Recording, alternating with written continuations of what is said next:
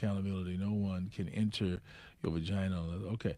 All right. So we're going to talk about, did you see Surviving R. Kelly?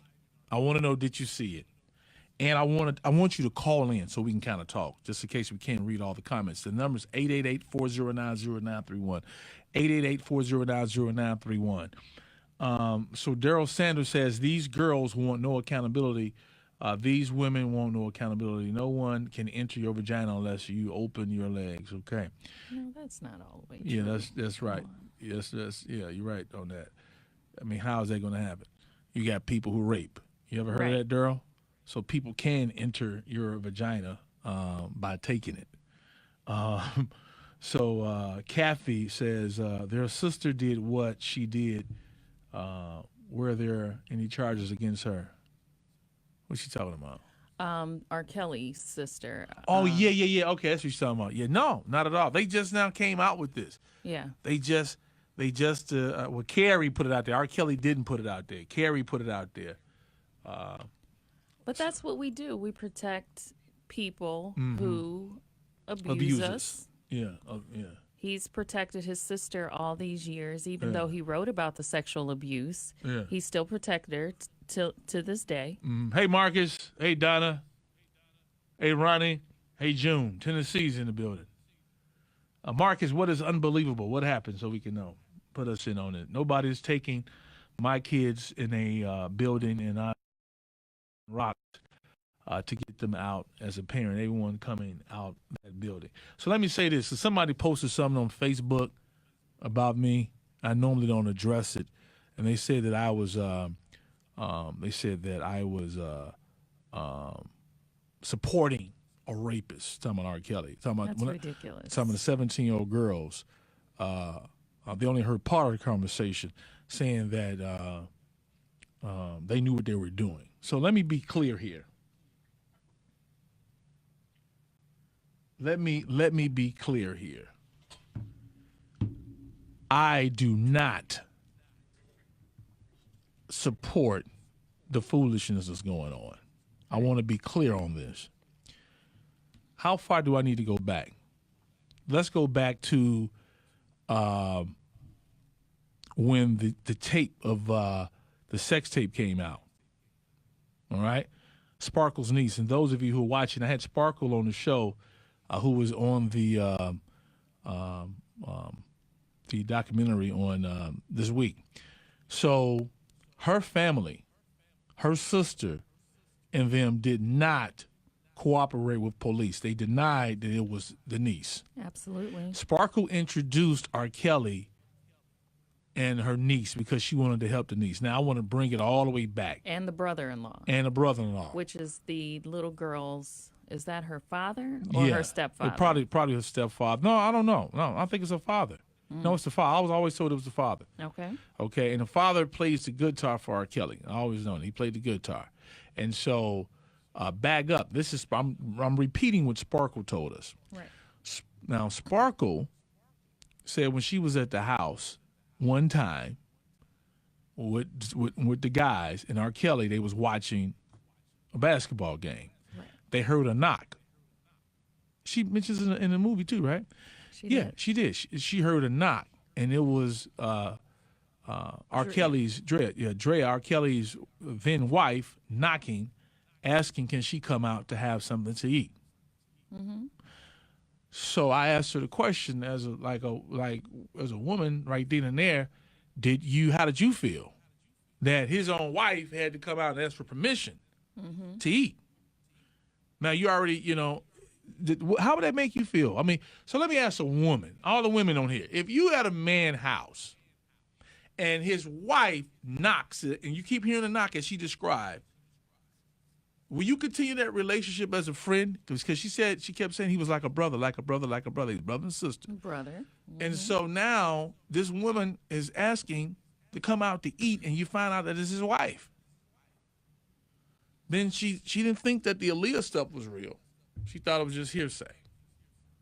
That's what she said. Am I lying? That's what she said. Now she believes it. And you guys have to see this. You have to hear this whole interview.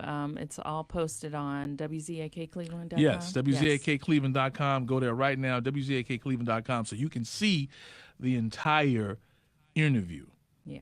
Okay, so let me be clear, guys. You got to listen to me on this. You have to. You have to. Now, I was around a lot of times on the radio in Chicago when this was going on. I was on here and in Chicago, Cleveland and Chicago. Let me be clear. Had that family, Sparkle's family, would have cooperated with the police, then those charges that have, maybe he would have been found guilty because he was brought up on the charges, he was acquitted. Mm-hmm. If Aaliyah's mama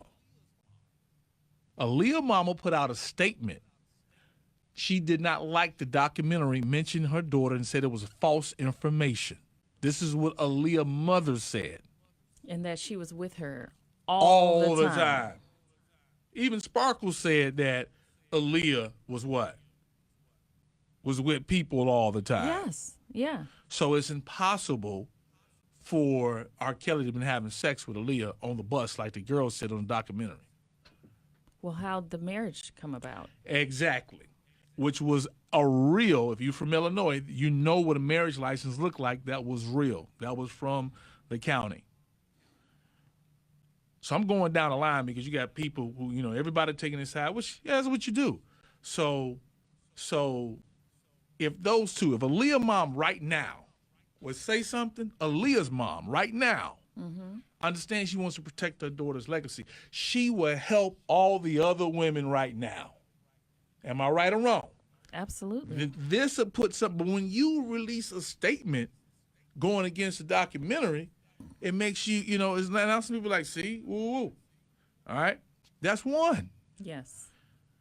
Then all the men that kept seeing young girls, underage women, delivering them to R. Kelly, going That's out. what they said? Yes, because the guy who said that he forged the documents for Aaliyah to marry R. Kelly. Yeah. He had said there were lots of women that looked very, very young, and these, they would have the bodyguards go out and get them and tell them that R. Kelly wanted to see them and things like that. But you saw that these looked like little kids, but you were helping bringing them into this predatory situation. And then the backup singer that stayed all those years knowing, and once you saw him have sex with Aaliyah, right, and everybody else, why would you, I know, Sam, you're blaming the victim. No, I'm asking a real question. It's kind of like, I would ask my daughter that, like, yes. daughter, after you saw that man have sex with all those girls, why did you stay with him? I would ask my daughter that. Right. So I'm going to make this personal about me. I'm not going to make it about them. I'm going to make it about if it was my daughter. Then I have to say, how did you guys feel when you saw the mother and father who took their 17-year-old daughter to an R. Kelly concert to celebrate her daddy's birthday? Then R. Kelly sees her and says, I want her on stage. I'm not going to judge him. I'm going to judge me. Right. I'm not going to take my 17-year-old girl, me. This is time for just me and my wife. Right. Okay? To a concert like that, and then allow, let's just say I do let her go. You're not going on stage to dance with a man that's singing Sex Me, Give It To Me, and I'm your father, and I'm going to watch him do this to you. Right. That's me as a father. I'm not judging him. I'm judging me. I'm putting it in and if it was me. Then after that, after all that, you said they took her backstage and you had to wait to get your daughter. Right. Now she's having an audition. Then you said yourself, you heard all the accusations, but your daughter could sing. And then you let them have a relationship because you was like, well, maybe he could really help her. I think that's what is scary about, feeling absolute about any of this is because, okay, yes, R. Kelly is absolutely a predator. If all of these things are true, yes, he is a predator. But you also have to have a real conversation about the fact of all the adults that were around watching this happen.